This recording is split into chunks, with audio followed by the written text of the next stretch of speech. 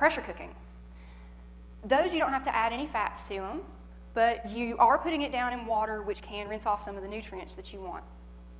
The bottom four are all ones that you do have to add some oil to it. So if you're going to be frying something, have to add some oil, the best way to do it is to try to do it as a stir fry.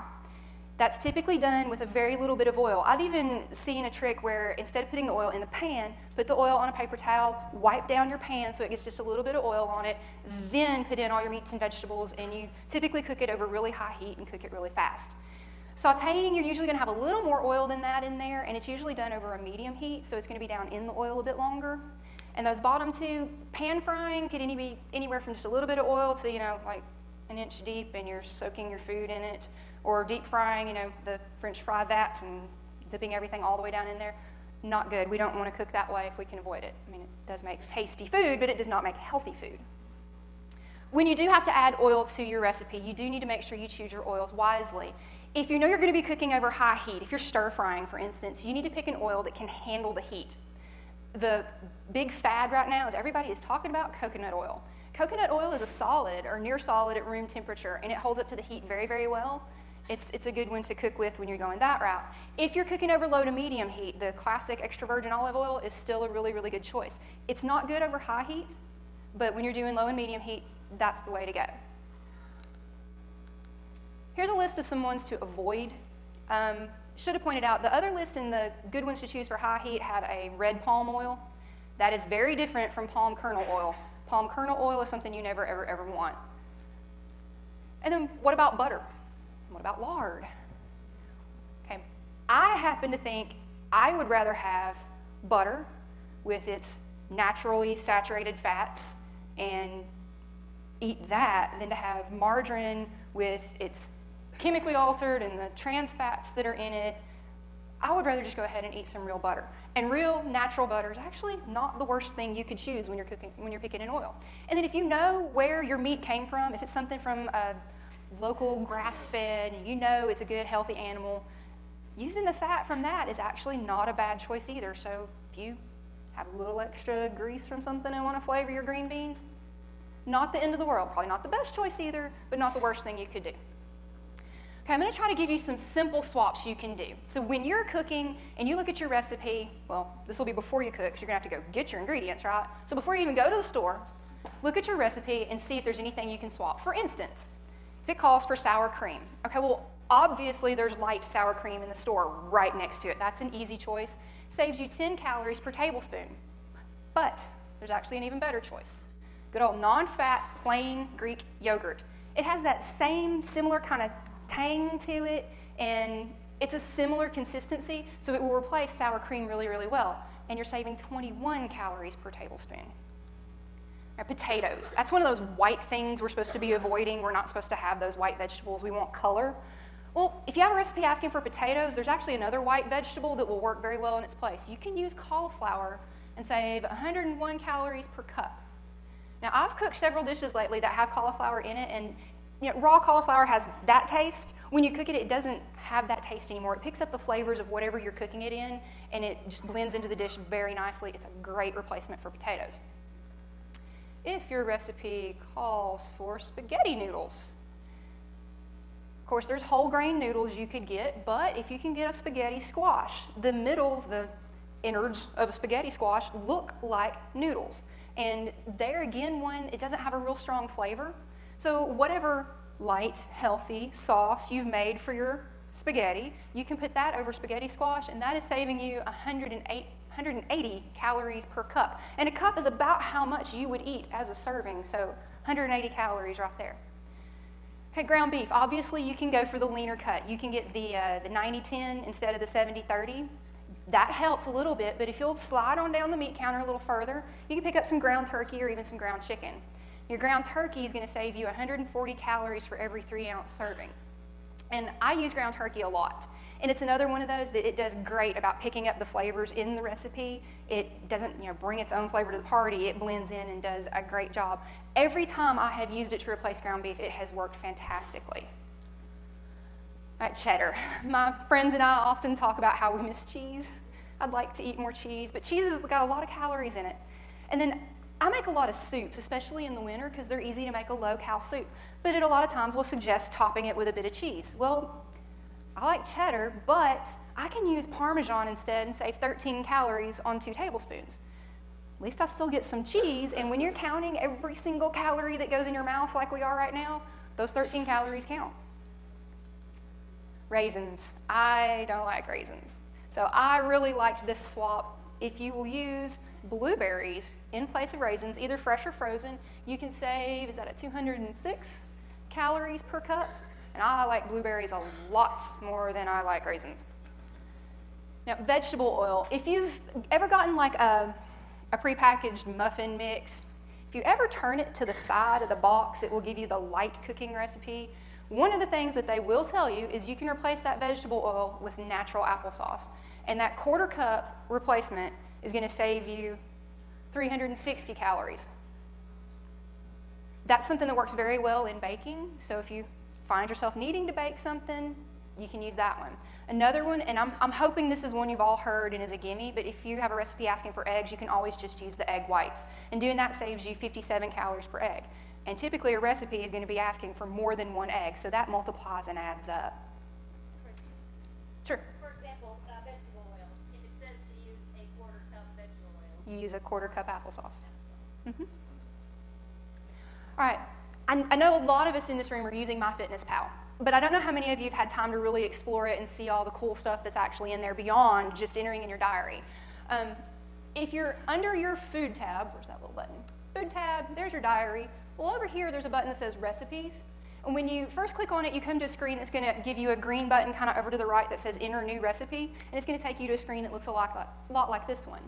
And then you just give your recipe a name and tell it how many servings it's going to make. And then just like when you're entering in your diary, you click add ingredient and start putting in the ingredients for that recipe. And it automatically calculates it out and tells you how many calories and whatever else you're tracking per serving. So if you're cooking at home and you want to know a real accurate number for what's in the food you just made, it is worth the 5 or 10 minutes it takes to sit down and enter everything, and you get an accurate count. Instead of just looking through the database and guessing that that might be something like what you just ate, you can get it accurate this way.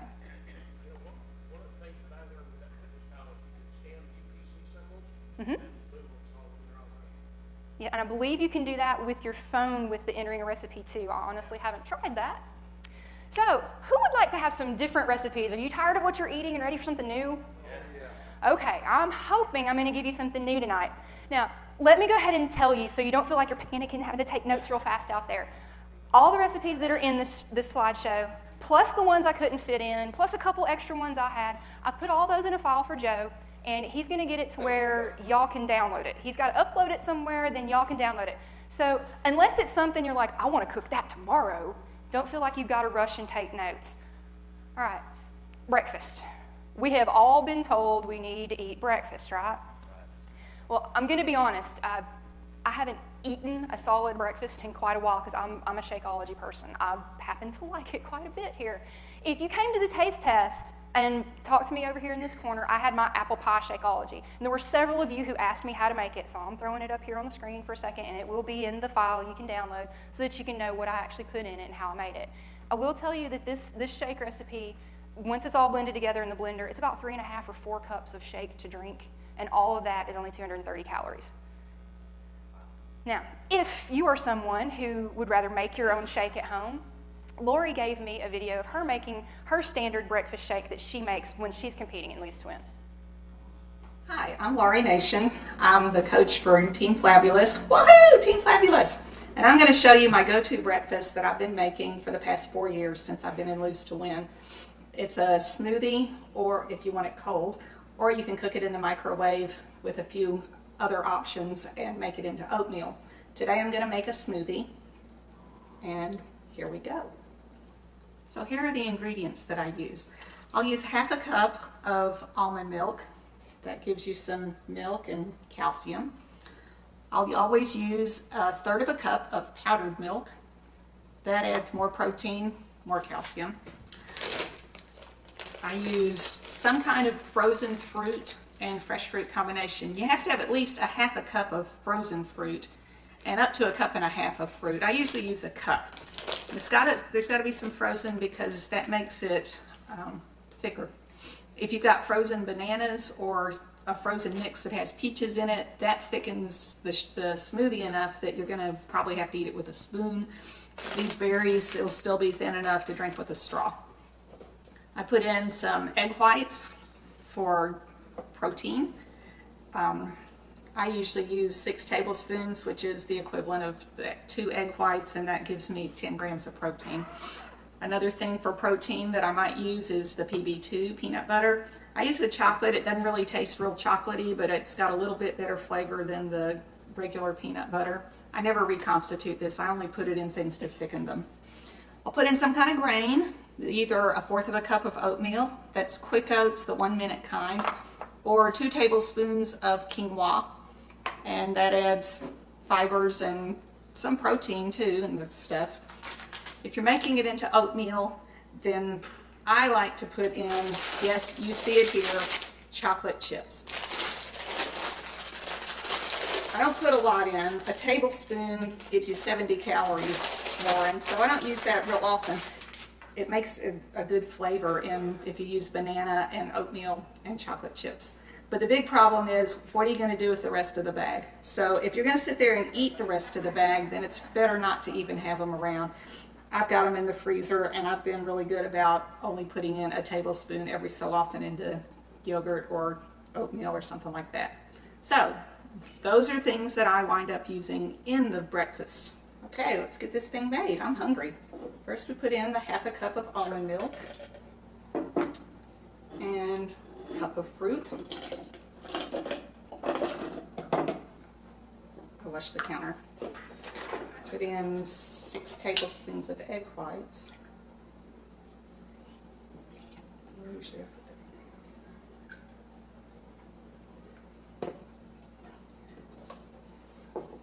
the quinoa, powdered milk. Doesn't look big enough. All right, and then we blend. We pulverize.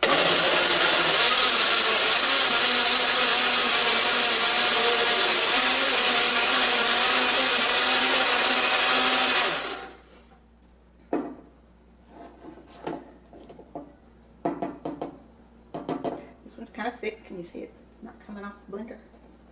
And there we are. Breakfast. And for these ingredients, there are 310 calories. 47 of those are carbs, 4 fat, 25 protein, 8 fiber, and 356 sodium. Drink hearties.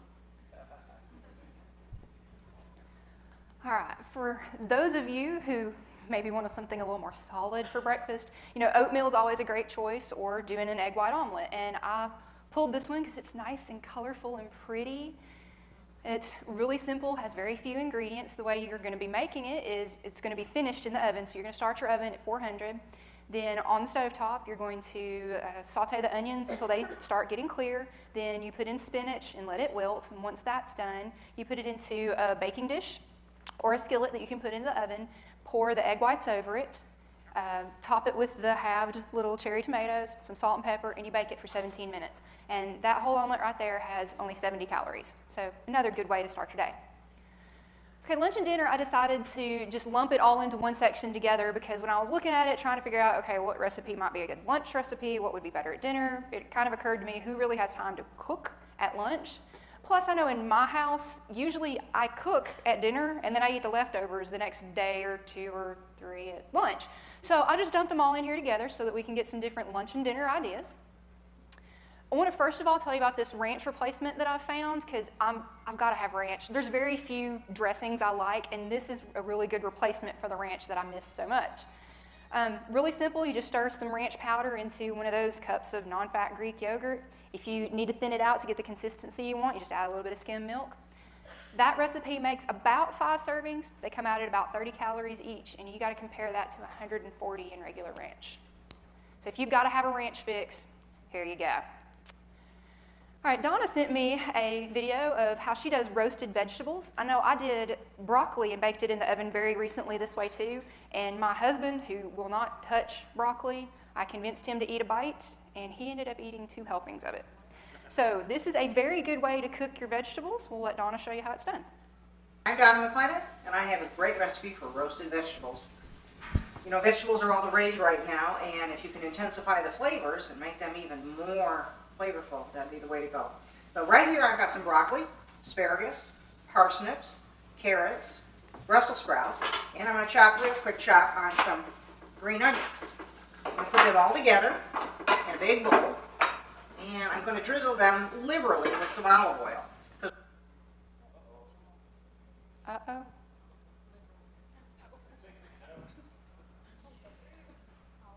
Hey, last time it stuck on my video and I was making the world's greatest face, so. I'm Donna McClellan, and I have a great recipe for roasted vegetables. More flavorful, that'd be the way to go. So right here I've got some broccoli, asparagus, parsnips, carrots, Brussels sprouts, and I'm going to chop real quick chop on some green onions. I'm going to put them all together in a big bowl, and I'm going to drizzle them liberally with some olive oil, because we're going to bake these things for about half hour. And as they caramelize, the flavors are going to pull together, and they're going to be just wonderful tasting. Put this in. Now the spices I'm using are my favorites. You can use any spices you like. Like I said, I'm going to liberally drizzle this with olive oil, and then we'll see how that works out. I'm going to use some chopped chives. You can put any seasonings that you like in there. Some oregano. And I like seasonings because you get a lot of flavor for absolutely, positively no calories. And garlic, and the fact that I'm Italian, I kind of overdose that part. And some parsley. A lot of people think parsley doesn't have a flavor, but it actually does. And some black pepper, or you can use white pepper, or red pepper, or cayenne pepper. And some salt if you're not watching your salt. Got some onion powder here. And my little secret weapon is tarragon. Tarragon is a fantastic, very subtle spice. You can use it with a lot of things. I use it on fish, I use it on chicken. Obviously, I'm using it on the vegetables. And I'm going to give this a quick toss with my hands. And I'm definitely going to add a little bit more olive oil because it's all absorbing into that garlic. Actually, it's going into the garlic. Let's try that. When I get this done, I'm going to put it in a pan and I'm going to roast it for about 30 minutes at about 375 to 400 degrees. And after 15 minutes, I'm going to toss it. So I'm going to put it in a pan and it'll be cooked very shortly. Well, we're back. It's been about a half hour. I did a toss after 15 minutes and I put a little more olive oil on it because I thought they needed it. And here they are plated up. And I did give it an extra drizzle of olive oil. And you have a wonderful platter of roasted vegetables. You can use any vegetables you want, any spices you want. It intensifies their flavor, and they caramelize, and the flavors meld together, and they're absolutely delicious. You can enjoy the sweetness of the parsnips and the crispiness of the broccoli and the carrots. They all come together, and they make a beautiful dish. Okay, I swear that's what it looks like when my mother cooks too. She's just like, oh, some of this and some of that, and it comes out, it's magic. For those of you who think a little more like I do and you need that recipe and some measurements and numbers, when I did the broccoli and kind of roasted it this way, I had about 4 cups of the little florets cut off so they were bite-sized pieces, 2 tablespoons of olive oil, shook some salt, shook some pepper, shook it up in a bag, dumped it out on a baking sheet I lined it with aluminum foil and baked it for 30 minutes at 375. So again, very, very good way to cook your vegetables. All right, this is one that y'all may have seen it going around on Facebook. It was this really pretty picture of this nice little wrap with chicken and apples and grapes sticking out of it, so I decided to try it. Problem was that the recipe that was on Facebook was for cooking it for one person. And I don't know about y'all, but I have to cook for a family. So I started multiplying it up and trying to get it to where it was enough to feed everybody. I do want to point out here, this peanut butter part. If I had just went with multiplying up the peanut butter that was called for in the original recipe, we would be measuring it in cups and not tablespoons. So I didn't fully measure or didn't fully multiply everything up. I made it a little more reasonable. And then I also, because I realized I still had some PB2 in the cabinet, so I replaced half the peanut butter with some PB2 just to kind of reduce calories, and it turned out fantastic. The chicken was pre-cooked and cooled, so all I had to do is just chop it into pieces, just like I had the apples and everything, chopped everything up. You mix it together in a bowl.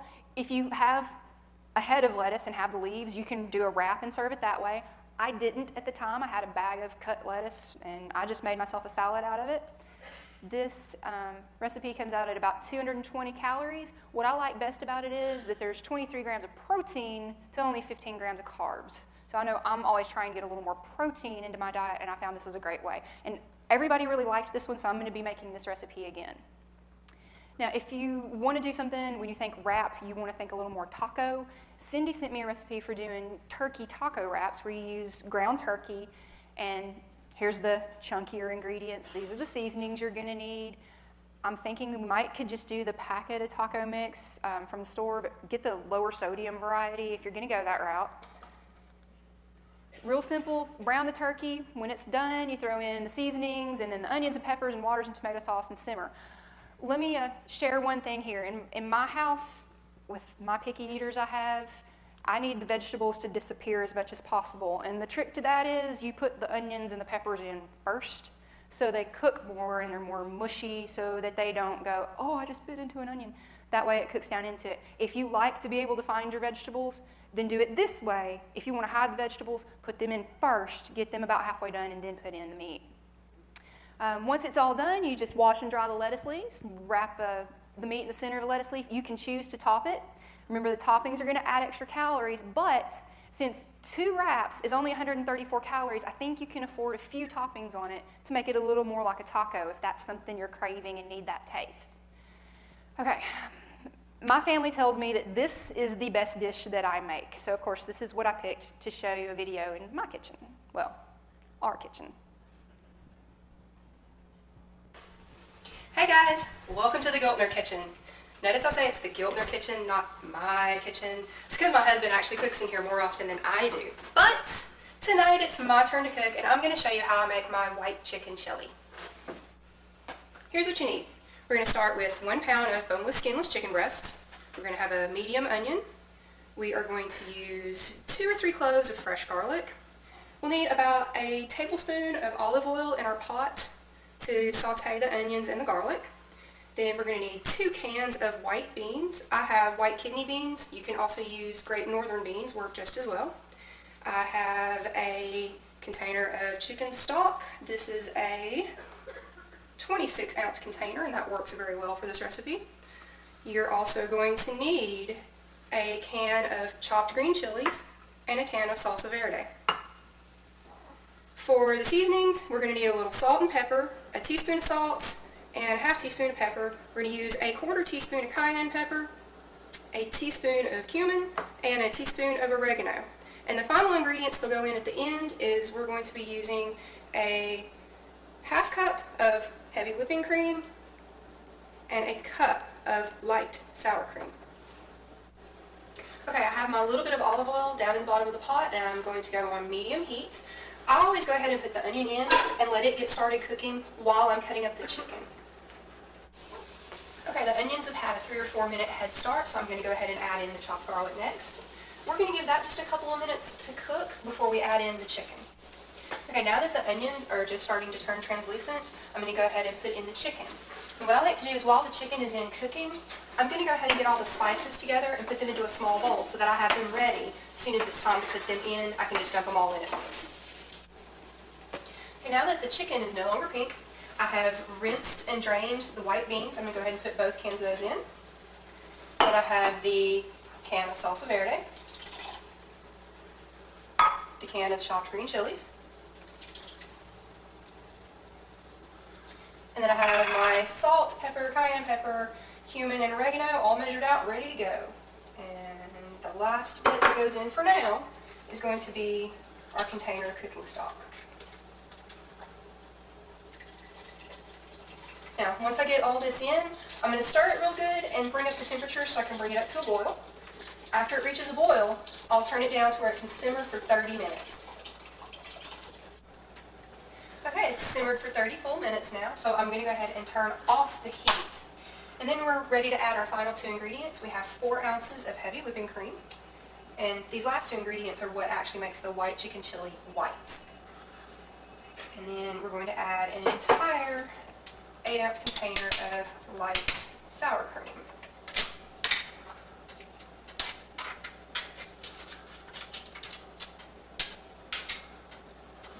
And then as soon as this is all stirred in, our dinner will be ready.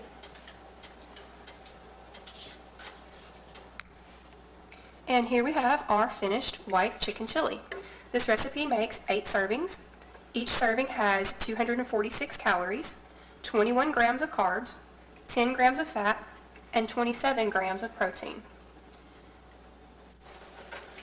This recipe is definitely one of my family's favorites. We eat this probably a couple of times a month at least.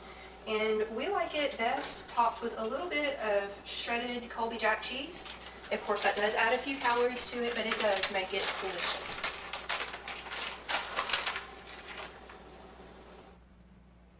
Now, if you think back to what I was telling you earlier about some recipe swaps, there's definitely some ways to make that even lighter. You could switch out the sour cream with Greek yogurt. You could skip the heavy whipping cream, just use some skim milk instead. And there's definitely things you could do to make it even lighter, but 246 calories, and that's my standard cereal bowl, which I believe I measured it holds like a cup and a quarter, maybe a cup and a half. It'll fill that up 8 times. All right, we're getting near the end. We're down to talking about some snacks and treats. It is pushing time, so I'm going to skip Donna's popcorn video. I'll tell you really quickly, basically she just puts it in a bag, no oil, no nothing, in the microwave, and then she uses that spray butter on it that doesn't have calories, and then those low and no calorie flavorings instead of salt. Very quick and easy way to do it. Joe Gamble sent me his recipe for his orange dreamsicle dessert. This actually will only have 52 calories per serving. Real simple ingredient list: Jell-O, vanilla pudding, mandarin oranges, and some Cool Whip. And you start by dissolving the Jell-O in a cup of boiling water, and then you add the half cup of cold water, refrigerate it for only 20 minutes so that it's only partially set. Then you're going to use the mixer to blend in the pudding. After that, you fold in the oranges and the Cool Whip. You're going to pour it into a casserole dish and then smooth it out so you can refrigerate it. And then you're going to cut that entire dish into 15 different servings. That's about what a serving should look like. And again, that's only 52 calories to have that treat right there. Okay, these I made recently. The recipe I saw actually called for raisins, which I believe I mentioned are not my favorite food. So I actually chose to put in walnuts instead. I'd rather have the healthy oils in the walnuts than to eat a raisin. But it's, again, really, really simple. You just basically mash up the bananas. Well, preheat your oven first. Put some parchment paper, some nonstick foil, something down on your cookie sheet. Mash the bananas, then combine everything else into it. The hardest part was dividing it out into 20 fairly equal-sized cookies. And I did find it probably would work a little better if you press it down a little bit so it's not a lump in the middle. It probably would cook a little better, a little more evenly. Bake for about 16 to 20 minutes until it's golden brown. This will make you 20 cookies at 63 calories each. And what I liked about them is they were actually kind of chewy. They had a bite to them, so you felt like you were actually eating something instead, usually we get a cookie and it's like, and it's gone. This one you actually had to chew on it, so that one cookie, we're still talking the size of a cookie, it actually lasted a little longer, felt like you were actually eating something worth eating. And they were very tasty. All right, so who's hungry? I'm hoping I gave you some ideas for something that you can make for dinners one day this week or one day next week. Again, you should be able to download the file that has all the recipes from this show and the ones I couldn't fit in. So hopefully you can use them and get a little variety, and hopefully I've given you some ideas for how you can modify your own. So thanks for listening.